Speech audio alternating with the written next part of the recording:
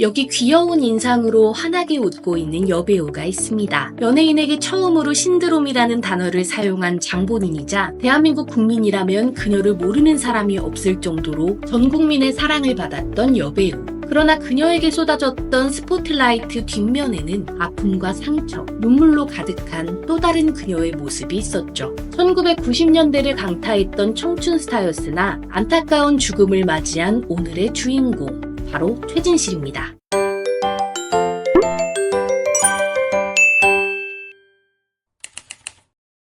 최진실은 1968년 서울에서 태어났습니다. 아버지는 택시 운전사였고 어머니는 미용사였는데 집안 살림이 매우 어려워 입에 풀칠하기도 힘들었을 정도였다고 합니다. 4살 무렵에는 구파발이 산동네에서 다 쓰러져가는 방 3개짜리 판잣집에 아버지, 어머니, 남동생, 고모 3명, 고모부, 할머니까지 대가족이 모여 살았었다고 하죠. 게다가 아버지에게는 어머니와 결혼 전 낳은 자식이 2명이나 있었습니다. 아버지는 결혼 때까지 이 사실을 숨겼다가 결혼하고 나서 그 아이들을 무작정 집으로 데려왔다고 합니다. 더 충격적인 사실은 자식 2명의 어머니도 서로 다 달랐다는 것입니다. 최진실의 어머니는 더 이상 참지 못하고 죽을 결심을 한 뒤 최진실과 남동생 최진영을 데리고 뒷산에 올랐습니다. 그때 최진실이 엄마, 우리 죽는 거야? 나 죽기 싫어. 무서워. 라며 우는 바람에 마음을 접고는 집으로 돌아왔다고 하죠. 고등학생 때는 심장병에 걸리게 되어 치료를 받아야 했으나 돈이 없어 치료를 제대로 하지 못했고 월세집에서도 세를 못 내 쫓겨나기도 하는 등 경제적 궁핍이 극에 달하게 됩니다. 최진실은 고등학교 2학년의 어린 나이에 자신 때문에 가족들이 더 힘들어하는 것 같아 죽을 결심을 하게 되죠. 그리고 약국에 가서 쥐약을 사고는 친구 집에 가서 그것을 먹고 잠에 듭니다. 그런데 일어나 보니 자신은 멀쩡하게 살아있었습니다. 그녀는 이 사건을 계기로 새 생명을 얻었다 생각하고 열심히 살고자 결심하게 되죠. 사실 최진실이 약국에 갔을 때 약사가 그녀가 나쁜 생각을 하는 것을 눈치채고는 다른 약을 주었던 것입니다.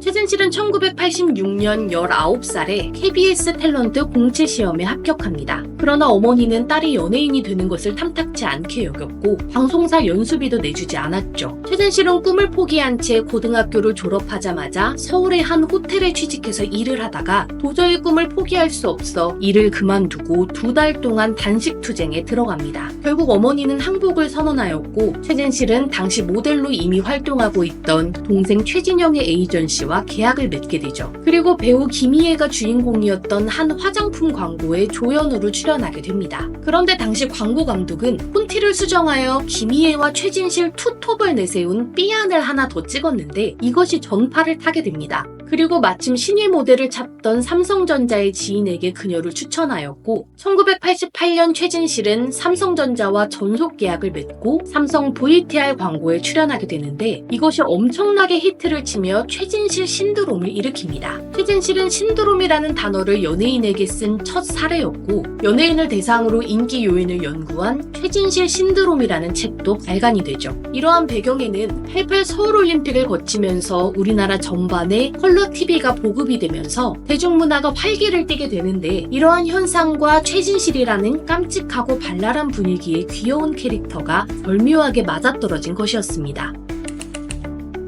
광고 모델로 인기가 치솟게 되자 1989년 MBC 특채 배우가 되어 최진실은 조선왕조 500년의 한중록 편과 파문 편에 출연하게 됩니다. 그리고 얼마 되지 않아 첫 영화를 찍게 되는데요. 바로 6.25 전쟁을 다룬 영화 남부군이었습니다. 이 영화는 관객 32만 명을 동원하여 1990년 관객 순위 2위를 차지했고 이 영화의 성공으로 최진실은 쭉 주연 배우 역할을 맡게 됩니다. 나의 사랑 나의 신부, 수잔 브링크의 아리랑 등 그녀가 주연으로 출연한 영화들이 연달아 히트를 치면서 그녀는 데뷔 2년 만에 최진실 신드롬, 황금알을 낳는 오리라는 평가를 받게 되죠. 특히 1991년 MBC 다큐멘터리 인간시대에 연예인으로서는 국민배우 안성기에 이어 2번째로 출연하게 되는데 시청률이 43%가 나오며 대박을 치게 됩니다. 또 드라마나 영화에서는 볼 수 없던 친근한 서민 이미지로 그녀는 남녀노소를 불문하고 전국민적 호감을 얻게 되죠.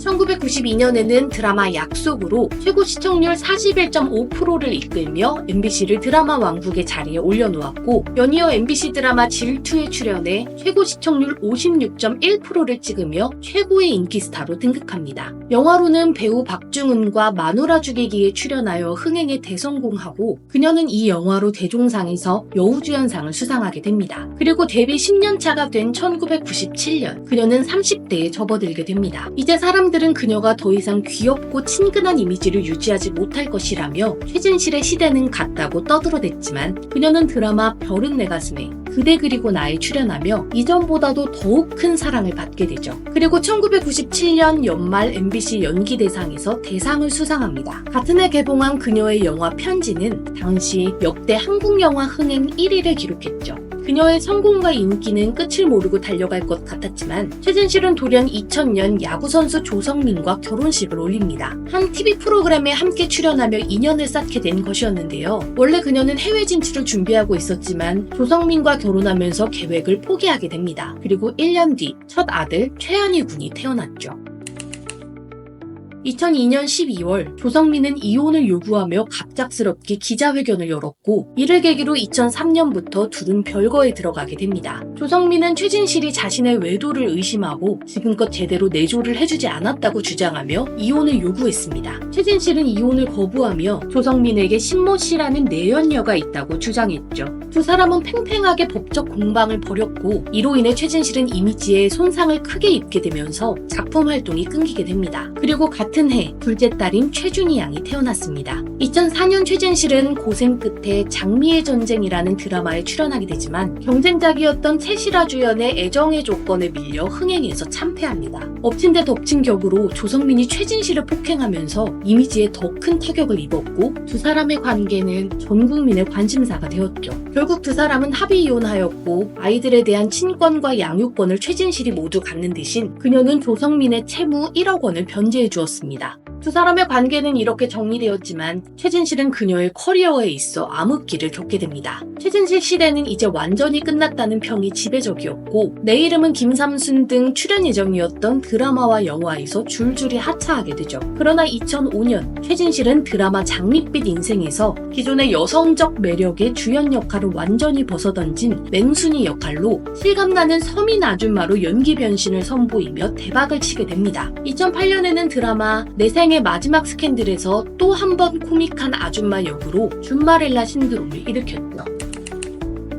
화려한 부활과는 별개로 최진실은 조성민과의 이혼 과정 속에서 고통 속의 나날을 보내고 있었습니다. 최진실은 조성민이 술집 여자 신마담과 먼저 바람을 피웠다고 주장했으나 폭행 사건 전까지 오히려 유책 배우자로 몰려 대중들의 원성을 샀었죠. 이때쯤부터 우울증 약을 복용했던 것으로 보입니다. 그리고 그녀가 죽기 전 결정적인 사건으로 예상되는 것은 정선희의 남편 안재환의 사망과 관련된 거짓 루머였죠. 최진실이 수십억 원을 안재환에게 빌려줬고 그 돈을 갚으라고 못 견딜 만큼의 압박을 가해서 안재환이 극단적 선택을 했다는 내용이었습니다. 최진실은 자신과 정선희의 우정을 모욕하는 범인들에게 크게 분노하고 합리와 이성으로 통제되지 않는 사회의 상황에 대해 큰 고통을 토로하다가 2008년 10월 스스로 생을 마감했습니다. 그녀가 죽고 나서 공개된 일기장에는 너무 아픈 글귀들이 적혀 있었죠. 환희야, 수민아, 엄마는 지금 너무 막막하고 무섭고 너희를 지푸라기라고 생각하고 간신히 너희를 잡고 버티고 있단다. 너희만 아니라면 삶의 끈을 놔버리고 싶을 정도다. 우리 떠나자. 미지의 세계에 대한 불안감, 엄마의 소심한 성격 탓으로 지옥 같은 이곳을 떠나지 못하고 있다는 게 너무도 한심하다. 환희야, 수민아, 미안하다. 여러 가지로 엄마가 부족한 게 많아 너희에게 항상 죄 짓는 기분이다. 최진실의 장례식에 참석한 조성민은 이후 포기했던 아이들의 친권을 회복하려는 시도를 해서 대중들에게 문매를 맞았습니다. 최진실의 유산을 노린 것처럼 보였기 때문이죠. 게다가 자신은 절대 불륜을 저지르지 않았다고 주장했던 그는 사실 이혼 1년 뒤 바로 신마담과 결혼을 했다는 사실이 밝혀지며 전 국민의 분노를 사게 됩니다. 친근한 이미지의 최진실은 대중들에게 만만하게 보이기도 했지만 또 한편으로는 내 누나, 내 동생 같은 느낌이기도 했기에 그녀의 죽음 이후 조성민은 조성민은 이제 공공의 적이 되어버린 것이죠. 그러나 2013년 대중들에게 또다시 충격적인 소식이 들려옵니다. 바로 조성민이 극단적 선택을 했다는 것이었는데요. 게다가 조성민이 죽은 장소는 재혼한 신마담의 집이 아닌 또 다른 여자친구의 집이었다는 사실에서 사람들은 더욱 충격을 받았죠. 이미 3년 전인 2010년에 최진실의 동생 최진영도 문화를 잊지 못하고 스스로 삶을 마감했기 때문에 대한민국 최고의 톱스타였던 최진실의 마지막은 동생과 남편의 죽음까지 이렇게 비극으로 마무리됩니다. 이 비극이 더욱 가슴 아팠던 이유는 그녀를 그렇게 사랑했던 대중들이 루머에 휩싸여 그녀를 죽음으로 몰아넣었는데 일조를 했다는 사실이며, 때문에 당시 최진실을 사랑했던 대중들 중에서는 아직까지도 그녀의 죽음이 가슴 한켠에 머물러 남아있는 분들이 많죠. 가난했던 유년 시절을 극복하고 대한민국 최고의 톱스타로 올라섰던 인물. 잘생긴 남편과 토끼 같은 아이들까지 낳으며 평생 행복한 삶을 살았어야 했으나 안타깝게 짧은 인생의 마침표를 찍어야 했던 인물. 그러나 1990년대를 살았던 우리들의 가슴 속에는 영원히 최고의 청춘 스타로 남아있을 인물. 지금까지 최진실의 인생 이야기였습니다.